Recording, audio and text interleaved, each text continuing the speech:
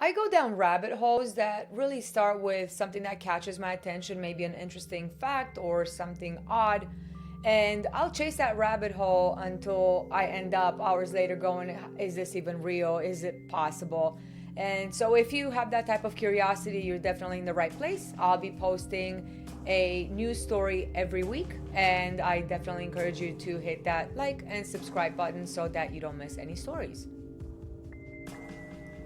In 1836, three boys wandered up the rocky hillside of Arthur's Seat in Edinburgh, Scotland.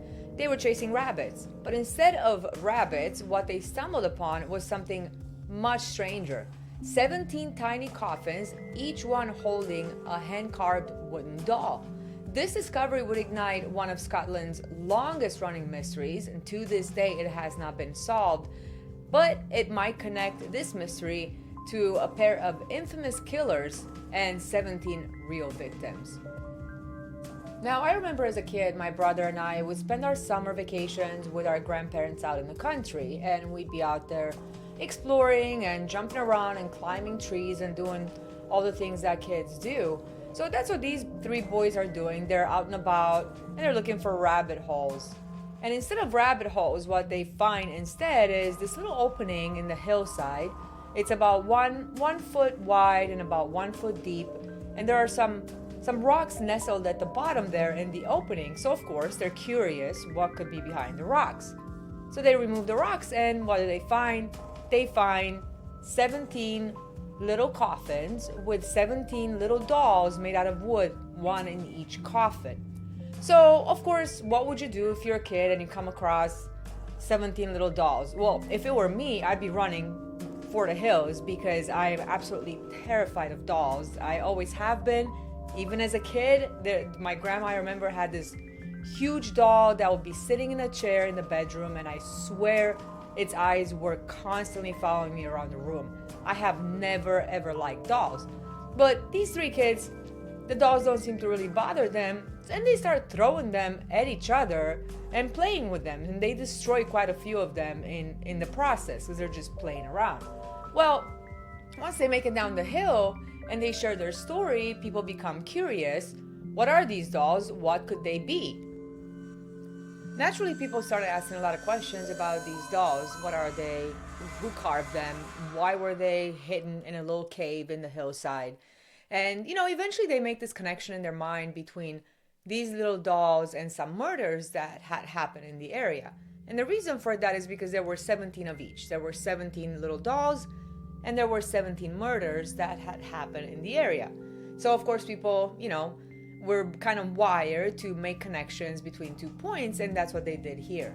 So they started calling them the Burke and Hare Murder dolls. Well, who are Burke and Hare? Let's take a step back here. In the 1800s, it was very difficult if you were like an anatomy professor, for example, at a university. You would have to dissect some sort of cadaver so that you could teach your students, right? And those were kind of hard to come by back in the day. I really don't know what the procedure is nowadays. I'm sure there's contracts between maybe like morgues, hospitals, and universities. I honestly don't know what the process is today. How do students learn? If you're gonna become a doctor or you need to dissect, where do they get the bodies? Somebody please let me know in the comments. I honestly don't know. But back then in the 1800s, if you were a professor, you could actually purchase a cadaver if they were an executed criminal. So that was allowed, and the only thing that was allowed by law, right? You couldn't just willy-nilly get a cadaver. And actually, this is a pretty dark part of human history, right? For all these leaps and all these scientific learnings that had to happen throughout hundreds and hundreds of years.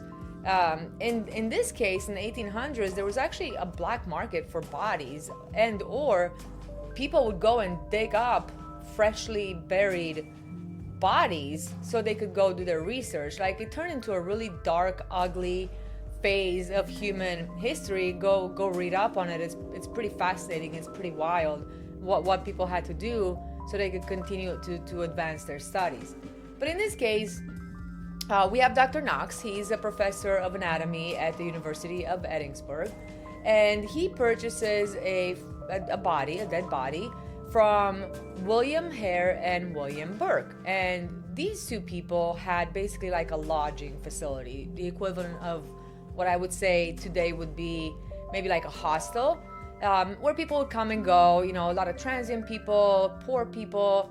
And one of them happened to die of natural causes on the property. So instead of making funeral arrangements, these two dudes decided, let's just sell it to the university. They'll give us money for it. So they figure out, wait a minute, this could be kind of lucrative. Once they sold this body, they're like, well, I mean, obviously they have a need for it, so let's just go get more bodies. It's not like they had a funeral home or a morgue or anything like that. They just happened to sell this one body and understand that there is money behind it. So what do? What did they decide to do? Naturally, they decided to start killing people. And all in all, they ended up murdering 17 people and sold their bodies to the university for scientific purposes.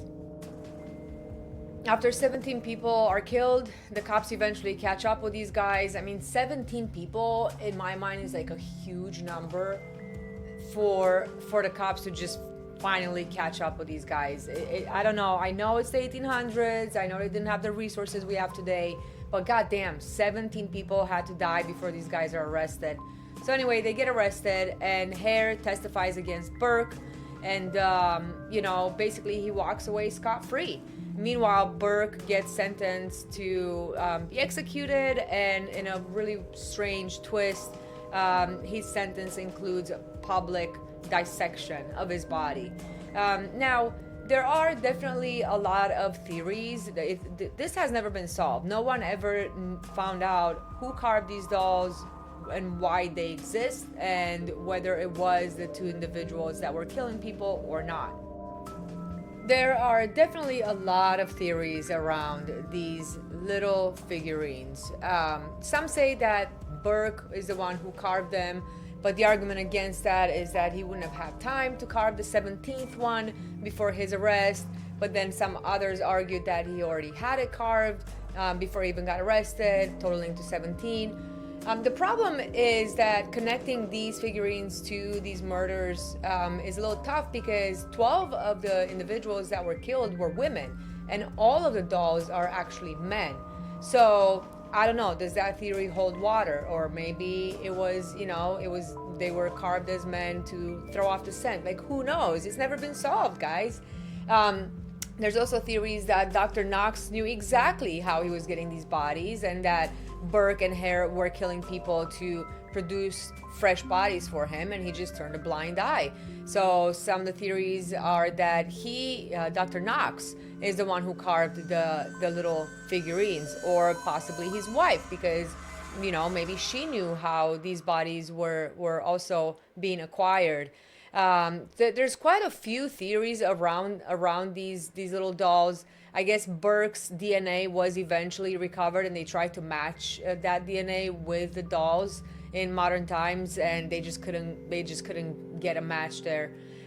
So yeah, that's pretty much the story. It's an unsolved mystery since the 1800s, which is pretty wild. I thought it was a pretty cool little story. I hope you enjoyed it as well. If you have any thoughts or theories, please feel free to pop them in the comments. I'm really interested to hear what you have to think about this story, but I thought it was a pretty cool little story. I mean, not the subject matter, obviously people dying, but it's just really interesting that all these years later, we still haven't been able to figure out what these little dolls are and what they represent, and who made them, who put them in the cave. Like, this is just so interesting to me.